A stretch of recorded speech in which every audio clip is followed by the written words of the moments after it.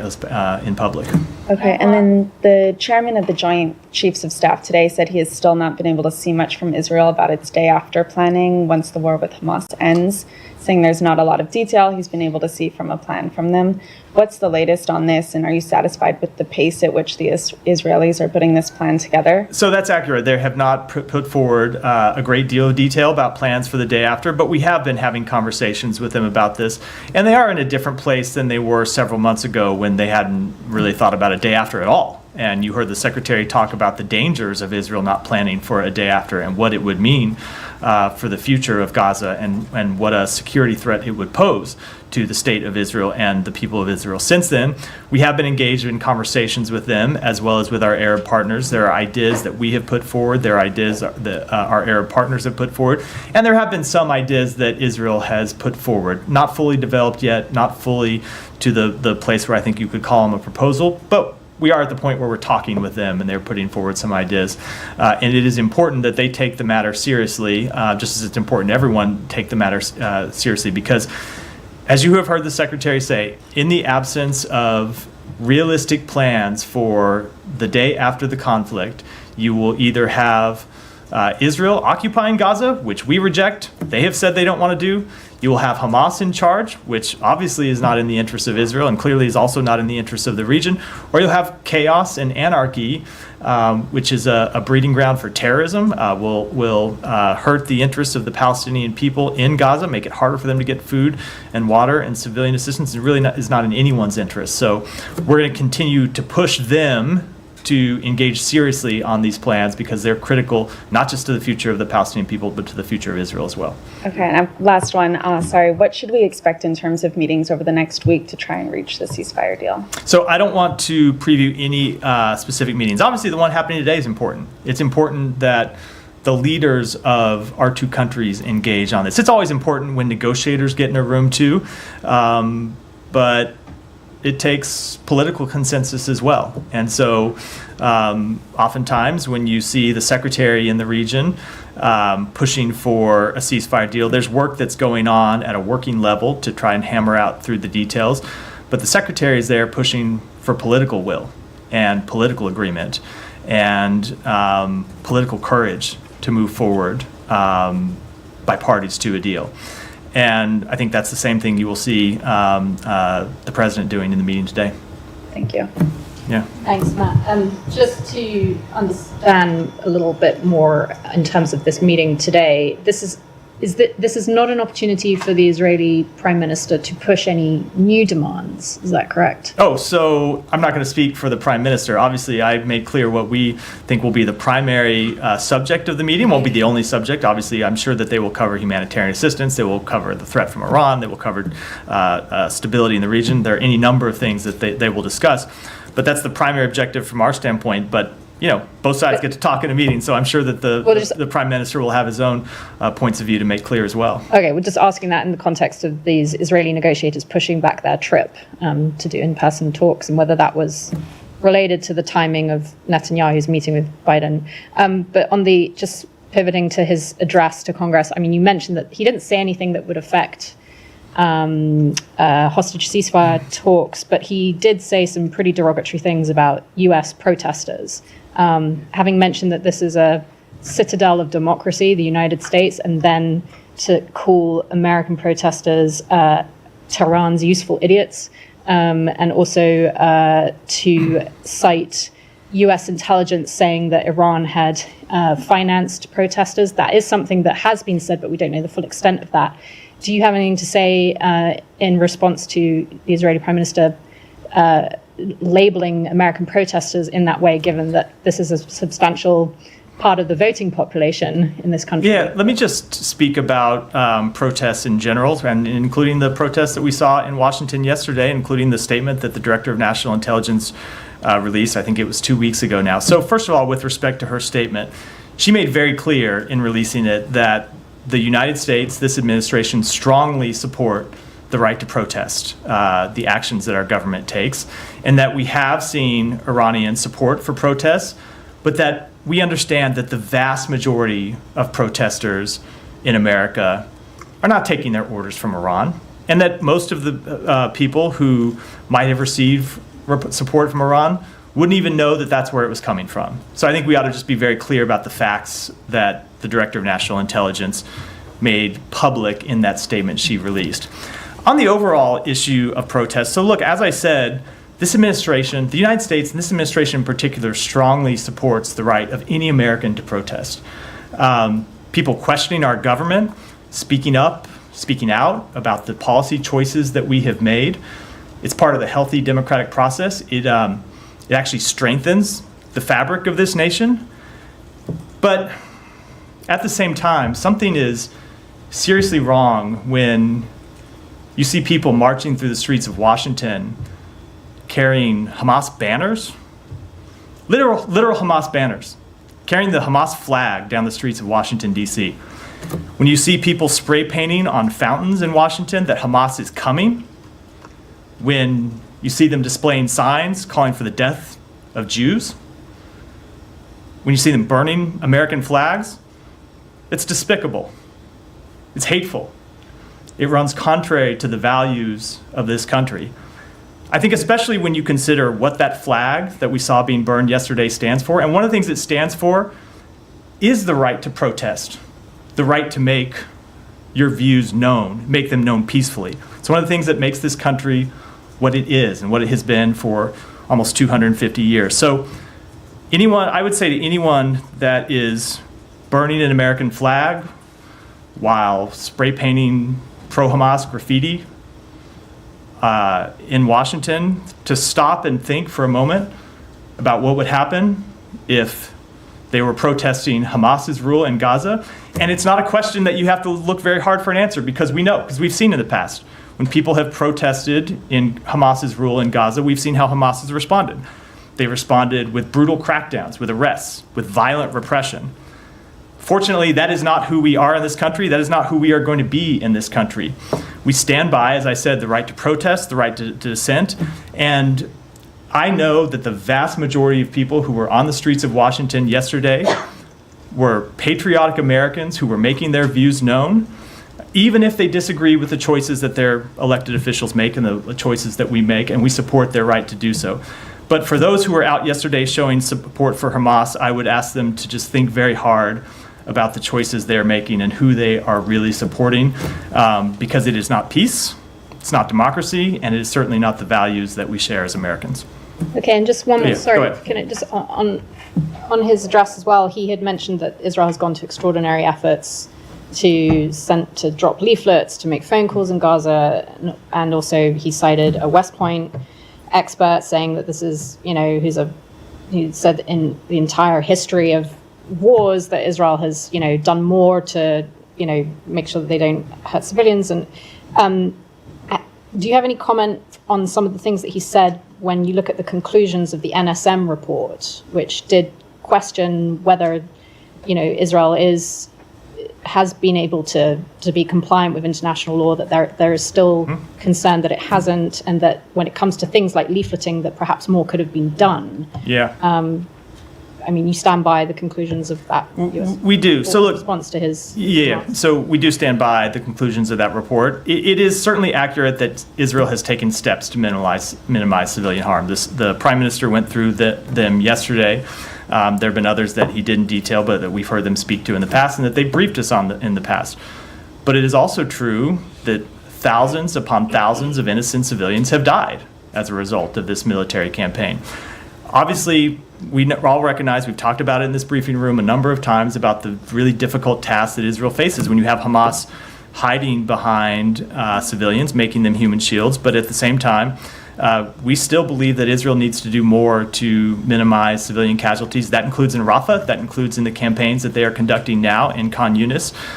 There are innocent civilians who are in harm's way, who had nothing to do with the decision by Hamas to start this war, and probably want to see it end immediately. And Israel needs to take great care to minimize harm to those innocent civilians, because they are in a conflict that they did not start, they did not make, and I suspect in many cases want to end. Saeed, go ahead. Thank you, Matt. Just taking your response to Camilla on the protest and so on. As despicable as the burning of the flag, the American flag is, and it is a despicable act, But it was done during the anti-war movement against Vietnam. It was done, to protest the war on Iraq and so on, and many other times. But it's what you said. You said that they have the right to do that. Correct. And that's really what makes this country different than any other place. Correct. So, and you talked about the patriotism of those people are protesting. And here's my question. Is it appropriate for a foreign leader to come and speak from the Congress, to the raucous applause of those present, about calling those Americans, useful idiots of an animus foreign power, and basically questioning their patriotism and so on? Is it appropriate of him to do that? So I am not going to make assessments about what the Prime Minister said or what he believes. I will speak on behalf of the United States, and I just gave you our views about protests and how we see the connection between protests and the attempts by the Iranian government to influence those protests. And I'll let the Prime Minister speak for himself. Well, do we have any information that Iran has actually financed these protests? We do. In any way? We do. We made that public in the statement that they had supported. Now, again, when I say these protests, I'm not speaking to any one specific protest. And as the Director of National Intelligence made clear, the vast majority of protesters have nothing to do with Iranian influence. That is an important factual thing. But yes, we do have evidence that Iran have evidence that they actually financed some of these protests? Correct. Okay. All right, let me just move on then. I have a couple of other things to ask about. Now, I know you mentioned about the loss of life in Gaza and so on, but the new report, it's just staggering, by Air Wars, and it talks about how accurate the figures that are being announced by the Ministry of Health in Gaza, and these are horrific figures. I mean, everybody talks about the day after, but really the day now, the present day, is a horrific day. I mean, we're talking about a place that is being subjected to war, where 80% of that space has been destroyed, where a huge number of people have been killed and so on. When you look at it in those kind of percentages and so on, it really is staggering. And how can we go forward looking at this carnage and this going day in and day out without feeling a sense of urgency to basically say this is the time to end it? So a few things. One, with respect to the numbers themselves, you heard us speak to these before, that I think the term I use, I think they're probably directionally accurate, which is not to say they're accurate down to the precise number or what percentage they're off by. And that is due to a number of things. Number one, the way in which the numbers are being assessed has changed over time, where they're no longer releasing the names, which they were, I think, in the first month or two or three of those who were killed. Second thing is that some percentage of that number, and I think that's unknowable, some percentage of the number that's released are not civilians, are militants, right? And we don't know the exact number. But then it's also true that there are probably, almost certainly, a number of innocent civilians who are buried under the rubble, who remain accounted for, who aren't included in that number. So what the actual number is, I think we don't know, but it is far too high. So when you ask there's something you said in the lead up to the question is where do we go from here? And I think what we would say, one of the difficult things that this region has faced for so long is there has been such tremendous loss on both sides of this conflict. Obviously, thousands of Palestinians killed in the war in Gaza. 1,200 Israelis who were killed on October 7th.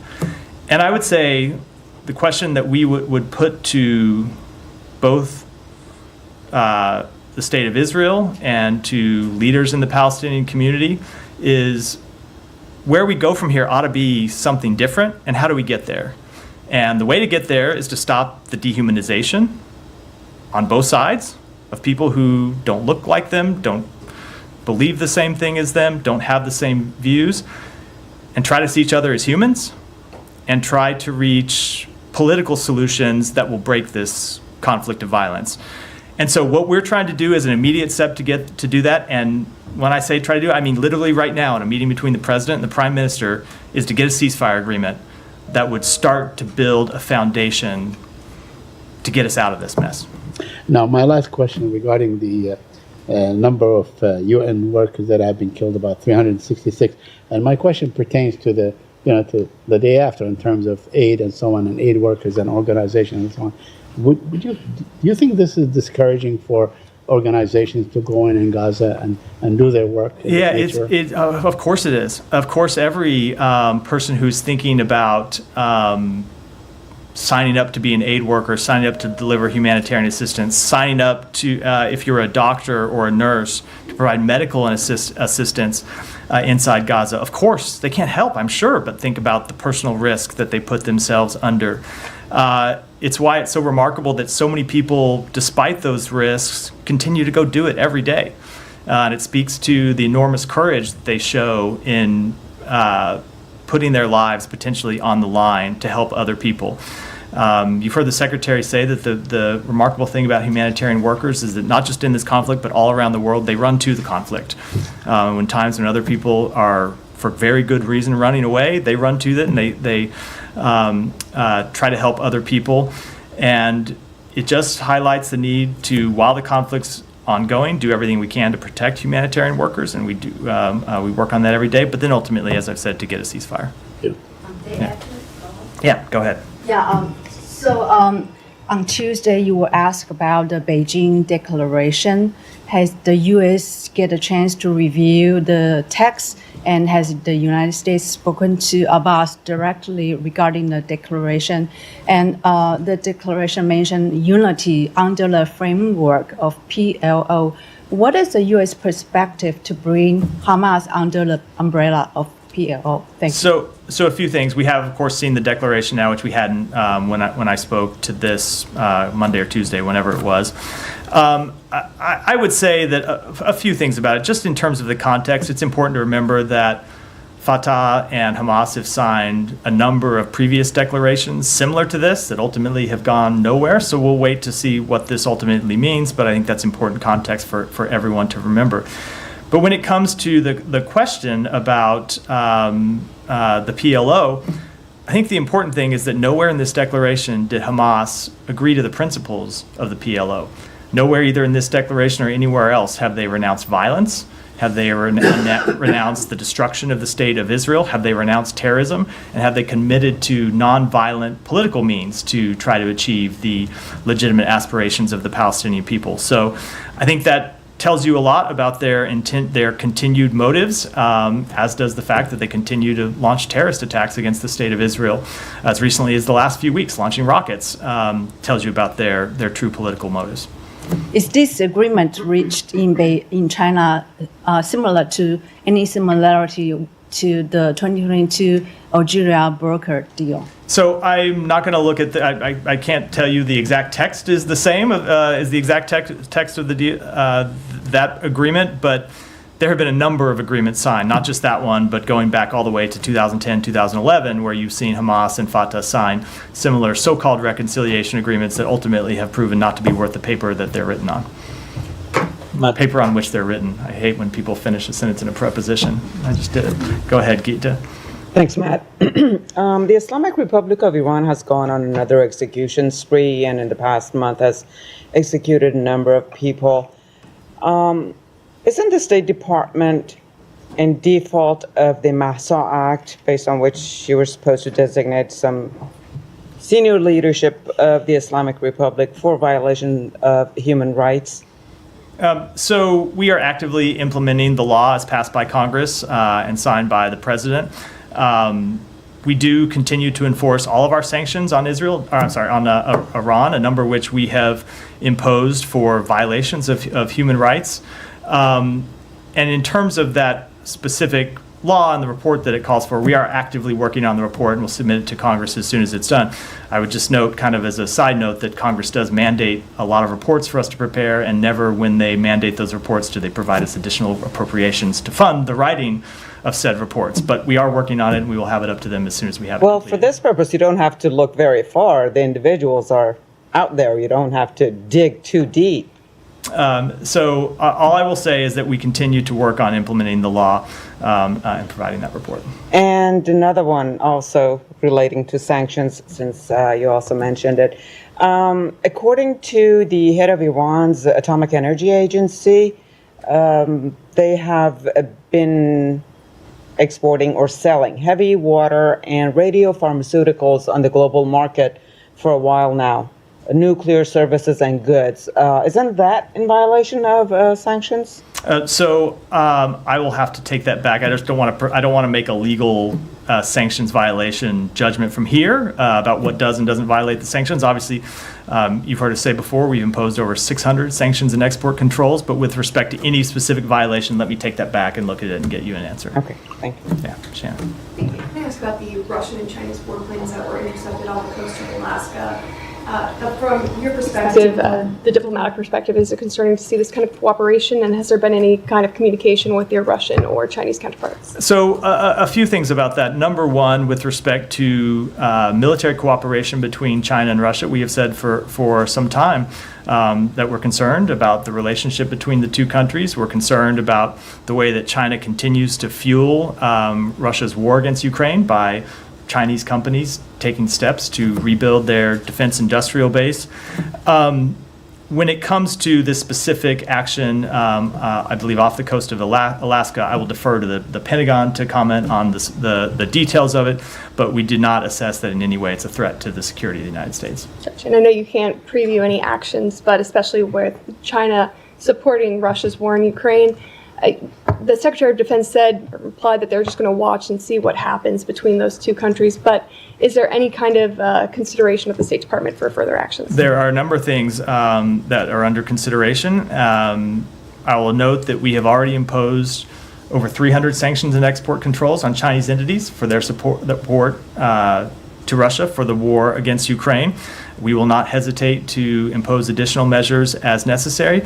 And it's important to remember that this is not just an issue that concerns the United States, and it's certainly not an issue that just impacts the United States. It's a threat to European security, and so we have also been in conversations with our European partners about what actions they might take, and of course they can speak to those. Go ahead. Thank you. Back to Netanyahu's speech yesterday, following up on Said's question on, foreign leader of a country who was speaking in front of American Congress, criticizing American protesters who are mostly, using their freedom of assembly. Do you consider this as an, interference in U.S. domestic affairs? No, it's not it's certainly not. I wouldn't call it interference in domestic affairs. The Prime Minister has the look. He was invited by Congress. He has the right to come and speak his mind, say what he thinks, but by the same token, we have the right to speak ours, and we'll do that. But what was your reaction when he said this at the American Congress? So I am going to, as I've always kind of made a rule, not to just reply to specific things that the Prime Minister says. Ultimately, when we have concerns with him, we often take it up with him privately. But as I said, he is free to say what he wants about protests, and we will say what we believe. And I made clear what the United States believes about protests, which is that every American has the right to peacefully exercise their First Amendment rights. We think it makes our country stronger. At the same time, we do condemn acts of hatred, acts of anti-Semitism, some of which we saw yesterday. Just a quick one more on that. On the international side of things, many people around the world were outraged by what we have seen yesterday. Netanyahu, who is accused of war crimes and genocide by international courts, spoke before the U.S. Congress and received, more than 70 applause from U.S. Congress members. Are you aware of this, and have any countries expressed concern about this? So I would say that most, if not all, of the countries that we deal with are quite familiar with the separation of powers in the United States, understand that Congress is an independent branch, and that this invitation was issued by Congress, not by the president or the executive branch.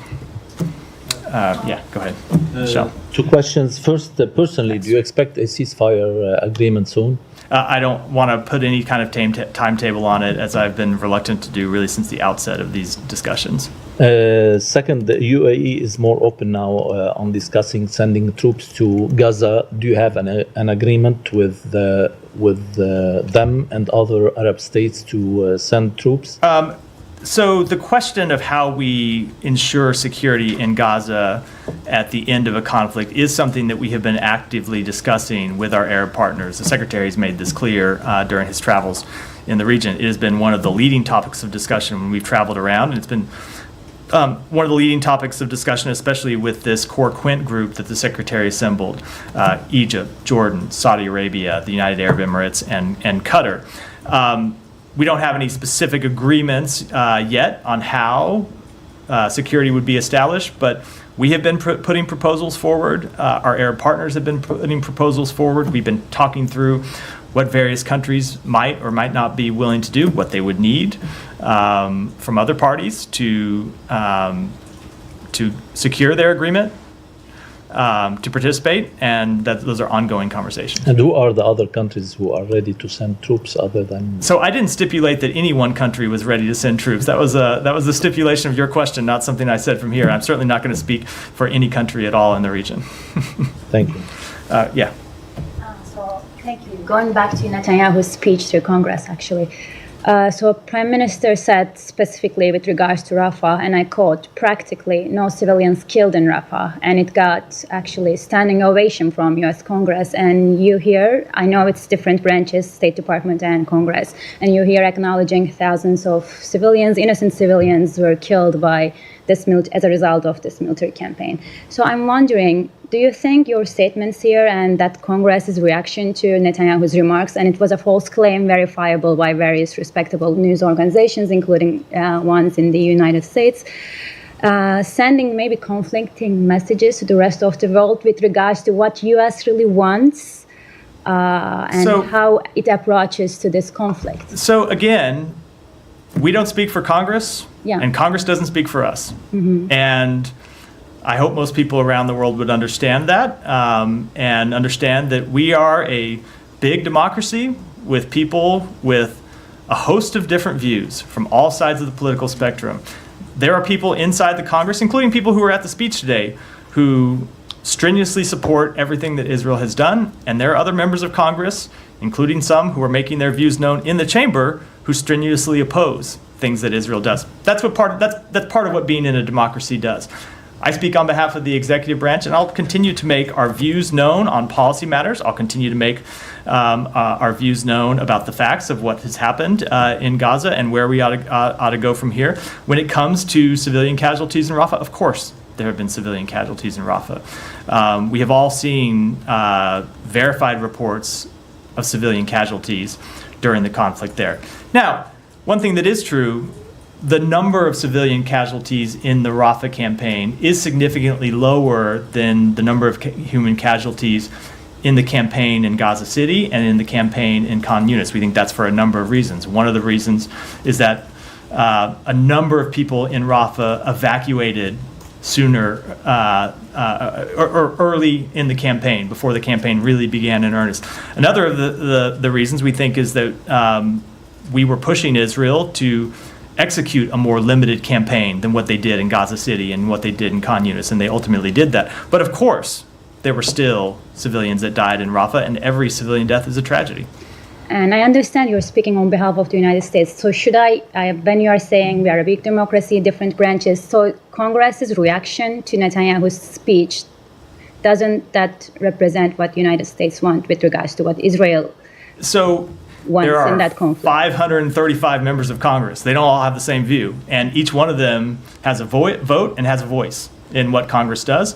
And some of them share the views of the administration. Some of them don't, to put matters lightly.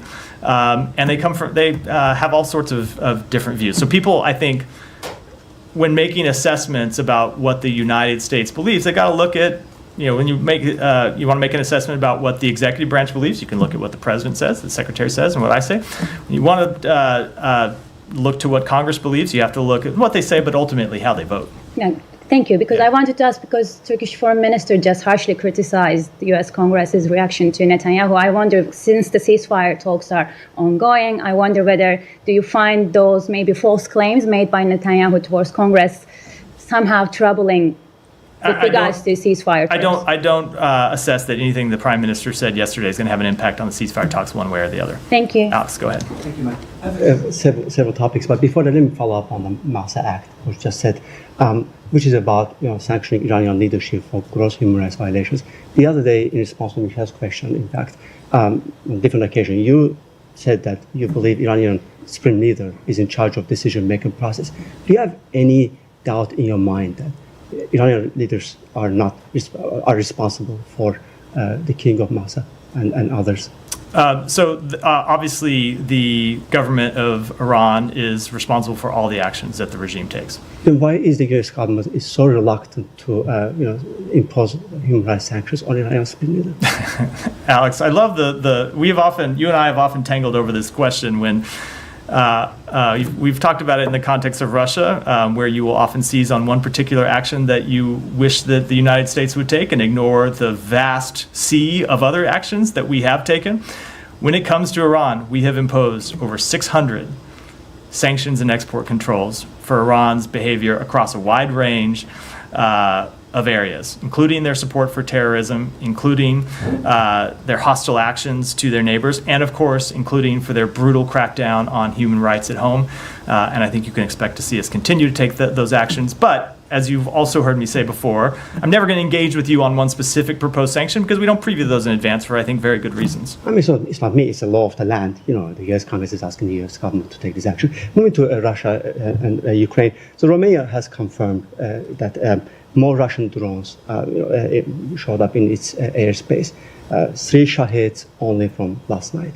Does this require decisive action or response from NATO? So I'm not going to speak to that matter only because there is still an ongoing investigation into what exactly happened and how it might happen, how it might have happened, and I think it's not appropriate for me to comment on it in advance. But obviously, we fully support all of our NATO allies. The president has made that clear from the outset of this conflict and from the outset of the administration. Is there any discussion going behind the scene between the allies? I'm never going to talk about private discussions. Alex, I'm going to move on only because I got to leave in I have to leave in 9 minutes. I see a number of people with their hands up. Go ahead. Thank you so much.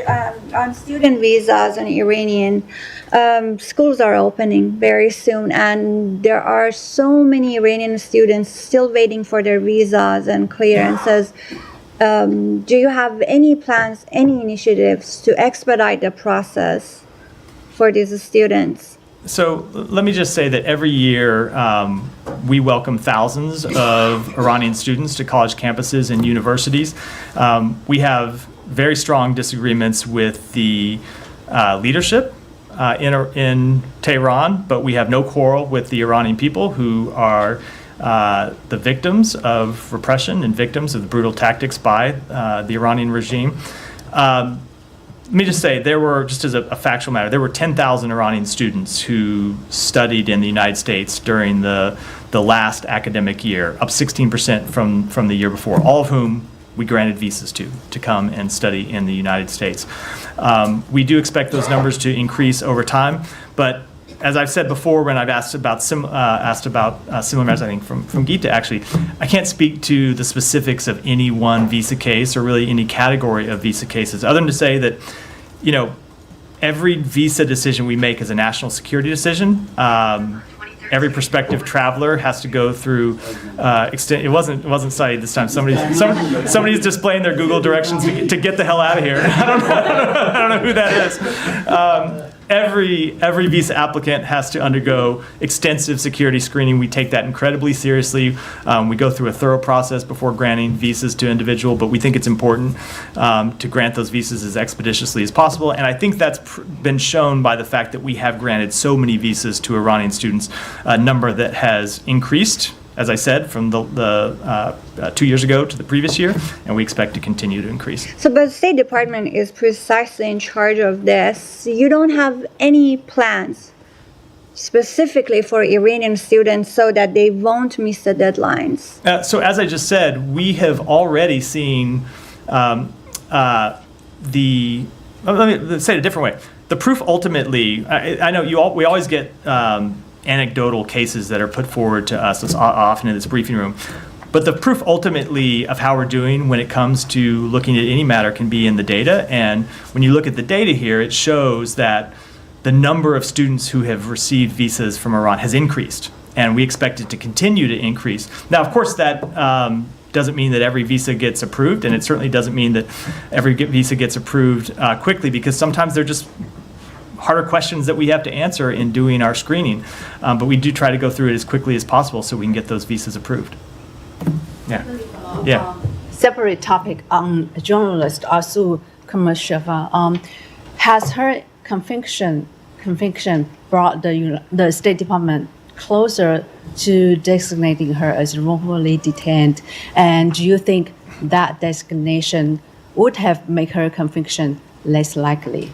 So first of all, it just has not been our experience in watching what Russia does that a wrongful detention determination has any impact on the decisions that they make to charge and ultimately convict people. That's to answer the second part of the question. With respect to the determination itself, all I can say is that's a decision that it's a determination that remains ongoing inside the State Department. But that this is a case that we take incredibly seriously. The Secretary himself is engaged on this case, and it takes it incredibly seriously, and we want to see her released.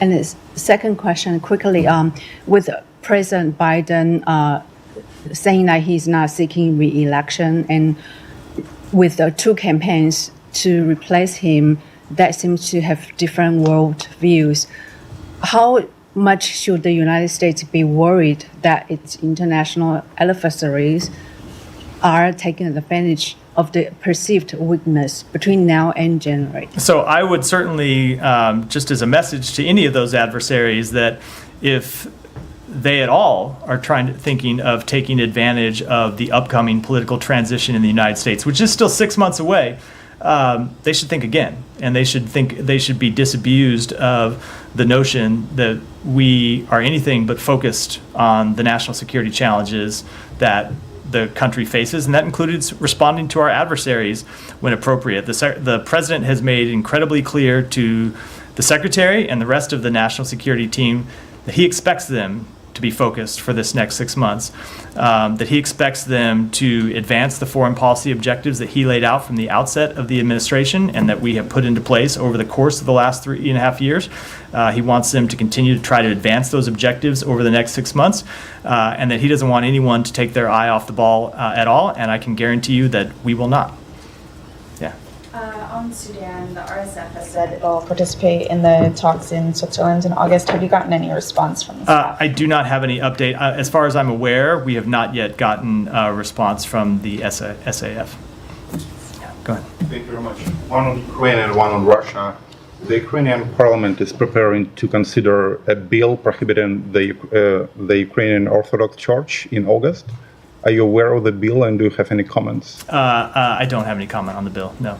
And my second question is about the new Arctic strategy unveiled on Monday by the Pentagon.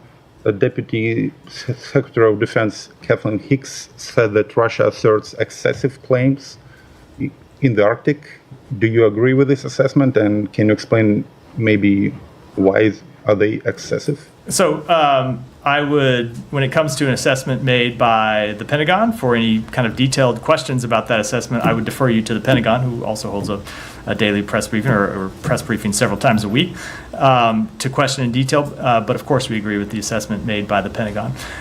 With that, I'm going to wrap for questions because I do have a plane to catch. But before I go, I just wanted to note that next week is the last week of our Director of Press Operations, Jennifer Williams. I'm not going to be here next week to note it because I'm going to be traveling with the Secretary, but I know all of you in the room have gotten to know her and seen what a great service she provides to the department and to her country. Agreed. Truly one of the best public servants I have worked with in my time in government. A real credit to her profession and a real credit to the department. And I'm going to miss working with you very much, but I certainly wish you well in your next assignment. I know you will continue to make us all proud. So thank you. With that, thanks everyone.